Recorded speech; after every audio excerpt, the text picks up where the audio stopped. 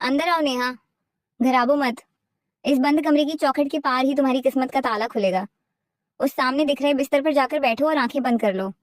तांत्रिक भैरवानंद की भारी और रहस्यमयी आवाज गूंजी। कमरे में अंधेरा था।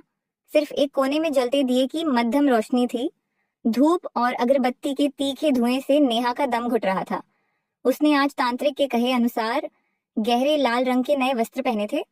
उसका दिल इतनी जोर से धड़क रहा था कि उसे अपनी ही सांसों की आवाज सुनाई दे रही थी।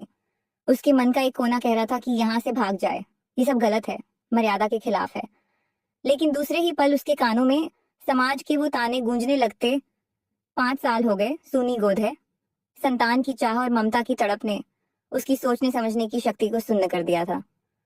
बाबा, मुझे डर लग रहा है, नेहा ने कांपती आवाज में कहा। तांत्रिक मुस्कुराया। उसकी आंखों में वासना और चालाकी साफ तैर रही थी। ये डर नहीं, तुम्हारी परीक्षा है नेहा। अगर आज तुम पीछे हटी तो जिंदगी भर माँ का सुख नहीं पाओगी। उसने धीरे से कमरे का दरवाजा अंदर से बंद कर दिया। लोहे की सांकल गिरने की आवाज से नेहा का कलेजा कांप उठा। तांत्रिक धीरे धीरे कदम बढ़ाता हुआ उस बिस्तर की तरफ बढ़ने लगा जहां नेहा बैठी थी। उसने नेहा के सिर पर हाथ रखा और फिर उसकी नीयत डोल गई। पूजा पाठ और तंत्र साधना का ढोंग रचते रचते वह अपनी असली औकात पर आ गया। उस बंद कमरे के भीतर उस रात जो कुछ भी हुआ, उसने नेहा की आत्मा को झकझोर कर रख दिया। वह जिसे आशीर्वाद समझ रही थी, वह असल में एक सोची समझी घिनौनी साजिश थी।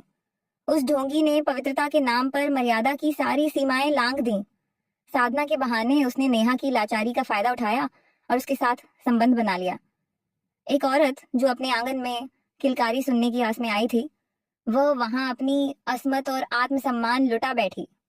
जब वह उस कमरे से बाहर निकली तो उसकी आंखों के आंसू सूख चुके थे और मन में सिर्फ एक सवाल था, मैं इस दलदल में कैसे फंसी? आखिर एक पढ़ी लिखी समझदार महिला इस खौफनाक मोड़ तक कैसे पहुंच गई? क्या था उस तांत्रिक का वो माया जाल जिसने नेहा को अपने वश में कर लिया था? आइए शुरू से जानते हैं उस जाल की पूरी दास्तान। शुरुआत यहाँ से नहीं हुई थी। नेहा की शादी को 5 साल बीत चुके थे। उसका घर परिवार सब कुछ बहुत अच्छा था। पति सुमित एक समझदार और कामकाजी इंसान था जो नेहा से बहुत प्यार करता था। लेकिन समय बीतने के साथ साथ नेहा के मन में एक ही कसक गहरी होती जा रही थी, माँ बनने का सुख। समाज के ताने, रिश्तेदारों की दबी छिपी बातें और खुद के भीतर का सूनापन उसे अंदर ही अंदर खाए जा रहा था। शुरुआती सालों में दोनों ने डॉक्टरों से सलाह ली थी। डॉक्टरों का कहना था कि कुछ मामूली सी दिक्कतें हैं जो सही इलाज और तनाव मुक्त रहने से ठीक हो सकती हैं। लेकिन नेहा का धैर्य जवाब दे रहा था। जब इंसान मानसिक रूप से कमजोर और हताश होता है तो उसका तार्किक दिमाग काम करना बंद कर देता है। नेहा के साथ भी यही हुआ। एक दिन नेहा की मुलाकात उसकी एक दूर की परिचित से हुई। नेहा की परेशानी सुनकर उसने सहानुभूति जताने के बहाने उसी सिद्ध तांत्रिक बाबा का जिक्र किया। उसने कहा, नेहा, डॉक्टरों के चक्कर में पैसे बर्बाद करना बंद कर। बाबा के पास ऐसी चमत्कारी शक्तियां हैं कि उनकी फूंक मात्र से गोधरी हो जाती है। निराश नेहा के मन में अंधविश्वास का पहला बीज यहीं बोया गया। बिना सुमित को बताए नेहा उस तांत्रिक के आश्रम पहुंच गई। आश्रम का माहौल डरावना और रहस्यमयी बनाया गया था। चारों तरफ धूप अगरबत्ती का धुआं, अजीबोगरीब खोपड़ियां और लाल कपड़े। तांत्रिक भांप गया कि नेहा अंदर से पूरी तरह टूट चुकी है और अपनी इच्छा के लिए किसी भी हद तक जा सकती है। शुरुआत में तांत्रिक ने बड़ी बड़ी बातें की। उसने नेहा से कहा, तुझ पर किसी ने बहुत बड़ा जादू टोना किया है जिसके कारण संतान का सुख बंधा हुआ है। इसे काटने के लिए विशेष तंत्र साधना करनी होगी। नेहा उसकी बातों में आ गई। पहले चरण में तांत्रिक ने उससे भारी भरकम रकम पूजा पाठ के नाम पर ऐंठी। इसके बाद उसने अपना असली रंग दिखाना शुरू किया। उसने नेहा से कहा कि इस साधना के लिए उसे हर दिन अलग अलग रंग के और नए प्रकार के विशिष्ट कपड़े पहनकर आना होगा और पूजा से पहले अकेले में आकर उसे दिखाना होगा। नेहा को यह अजीब लगा, लेकिन संतान सुख की चाह में उसने अपने संदेह को दबा दिया। वह रोज नए कपड़े पहनकर उस ढोंगी के सामने जाती और वह उसे वासना भरी नजरों से देखता। और इसी तरह ढोंग करते करते वह एक दिन नेहा को अपने उस खास बंद कमरे तक ले गया जहां उसने नेहा को नशीला प्रसाद देकर उसके साथ वह गलत हरकत की। उस काली रात के बाद नेहा पूरी तरह टूट चुकी थी। जब नेहा को होश आया और उसने विरोध किया तो तांत्रिक ने उसे डराया धमकाया। उसने कहा, अगर तुमने यह बात किसी को बताई तो मैं तुम्हारे पति को जान से मार दूंगा और तुम्हारे परिवार को बर्बाद कर दूंगा। वैसे भी समाज तुम्हें ही दोषी मानेगा। नेहा का दिल बैठ गया। वो कई दिनों तक गुमसुम रहने लगी। उसकी हंसी गायब हो गई और वह गहरे अवसाद डिप्रेशन में चली गई। सुमित अपनी पत्नी की इस हालत को देख रहा था।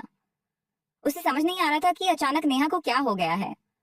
एक रात जब नेहा सपने में डरकर रोने लगी तो सुमित ने उसे संभाला।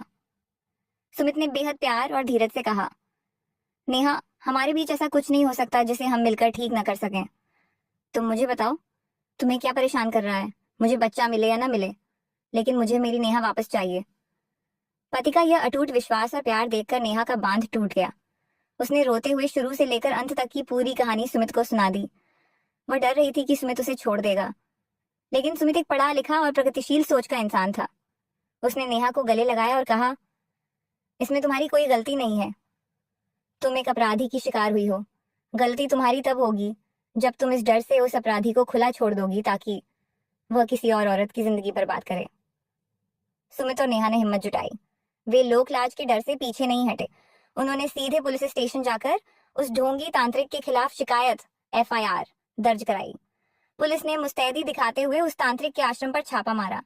जांच में पता चला कि वह कोई सिद्ध पुरुष नहीं बल्कि एक शातिर अपराधी था जो पहले भी कई महिलाओं को अपनी हवस और धोखाधड़ी का शिकार बना चुका था। पुलिस ने उसे सलाखों के पीछे भेज दिया। इस घटना के बाद नेहा ने खुद को संभाला।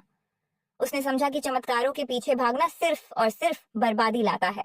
उसने और सुमित ने दोबारा अच्छे डॉक्टरों से इलाज शुरू कराया।